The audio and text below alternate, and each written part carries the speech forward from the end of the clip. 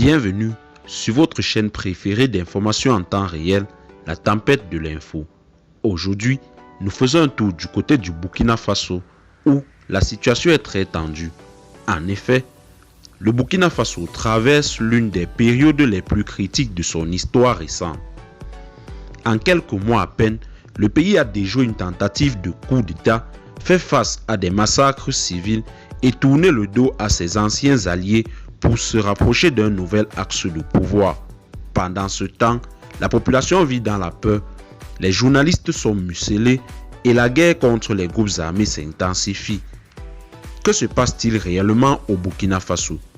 Pourquoi ce pays est-il devenu le centre d'enjeux sécuritaires, géopolitiques et humains majeurs? Dans cette vidéo, on vous explique tout. Asseyez-vous confortablement, on commence.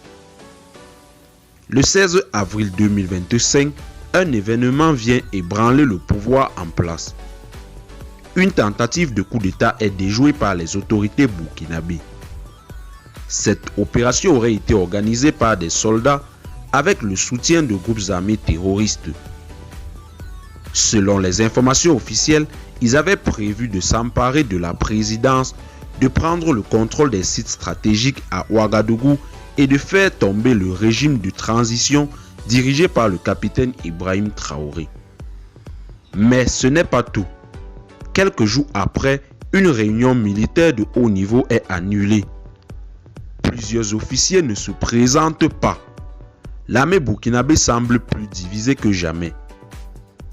Pour beaucoup, cette tentative de coup d'État révèle une fracture interne au sein des forces armées, mais aussi une crise de confiance envers le pouvoir actuel. Pendant que le pouvoir lutte pour sa survie à la capitale, les populations en région payent le prix fort. L'insécurité continue de ravager le pays. En mars 2025, à Solenzo, au moins 58 civils majoritairement peuls sont massacrés par des milices locales soutenues par l'État. Accusés à tort ou à raison de collaborer avec les djihadistes, ils sont exécutés sans procès. Peu après, le groupe djihadiste Jenim riposte. À Diapaga, une attaque coordonnée fait au moins 63 morts dans les rangs des soldats et des volontaires pour la défense de la patrie. Résultat, des centaines de morts, des milliers de déplacés, des écoles et hôpitaux fermés. Dans certaines zones, l'État n'a plus aucun contrôle. Le pays s'enfonce dans une guerre asymétrique où les civils sont les premières victimes. Face aux critiques internationales et à l'isolement diplomatique, le Burkina Faso a changé de cap. Avec le Mali et le Niger, il quitte la CEDEAO en janvier 2025. Ensemble, ils créent l'Alliance des États du Sahel ou AES. Leur ambition? Rompre avec les anciennes puissances coloniales et se rapprocher de nouveaux alliés, notamment la Russie.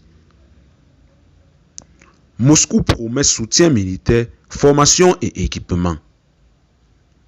Cette alliance avec le Kremlin inquiète certains partenaires africains et occidentaux, mais elle est vue comme un acte de souveraineté par les autorités burkinabées.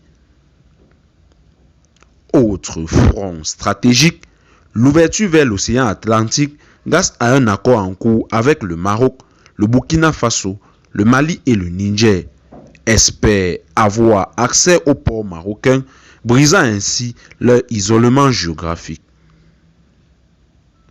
Mais cette quête de souveraineté a un prix. Depuis plusieurs mois, la répression s'intensifie. En mars 2025, 3 journalistes, dont le président de l'association des journalistes du Burkina Faso, sont arrêtés pour avoir critiqué la censure imposée aux médias. Les voix dissidentes sont muselées. La liberté d'expression recule alors que la population réclame plus de vérité, plus de justice, plus de sécurité.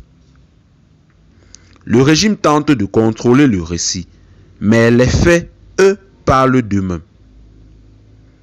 Aujourd'hui, le Burkina Faso est un pays à la croisée des chemins.